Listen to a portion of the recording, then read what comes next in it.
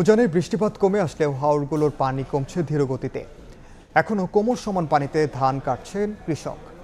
ভেজা ধান শুকাতে ব্যস্ত সময় পার করছে হাওরের মানুষ। এই মুহূর্তে বানিয়াচং হাওরে আছেন সহকর্মী রাশেদ আহমদ খান, যাচ্ছে তার কাছে। টানা বর্ষণে হবিগঞ্জের প্রায় 11,000 হেক্টর জমির ফসল একেবারে নষ্ট হয়ে গেছে।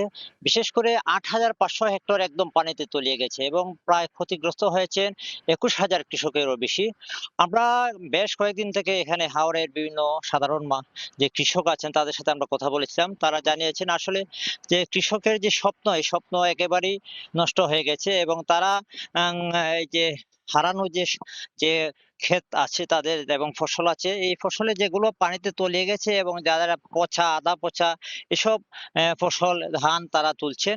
বিশেষ করে গত ২ থেকে ৪ দিন আগে হঠাৎ করে যে রোদের দেখা মেলাতে হবিগঞ্জের যে কৃষকরা অনেকটাই স্বস্তির নিঃশ্বাস ফেলেছেন এবং বিশেষ করে যারা অবশিষ্ট তাদের যে ধানগুলা রয়ে গেছিল এই ধানগুলা যাতে উঠানো যায় মরিয়া হয়ে কৃষকরা কাজ করছেন। আমরা দেখেছি যে সকাল থেকেই এখানে মাঠে যে কিষানীরা তাদের যে ধানগুলা আছে, এই ধানগুলা তারা কিভাবে শুকিয়ে গুলায় তোলা যায় সেই চেষ্টায় তারা রয়েছেন এবং বিভিন্ন হাওরে আমরা দেখেছি যে এই কৃষকরা তাদের যে কষ্টার্জিত ফসলের যে অবশিষ্ট রয়েছে এগুলা তুলে যাতে তারা ন্যায্য মূল্য পান এই আশঙ্কায় অনেকে রয়েছেন। তাদের দাবি যে তাদের যে যতটুকু নষ্ট হয়েছে আর যতটুকু অবশিষ্ট রয়েছে এই ফসলগুলার যাতে ন্যায্য মূল্য তারা পান, এই তাদের সরকারের কাছে মূল দাবি।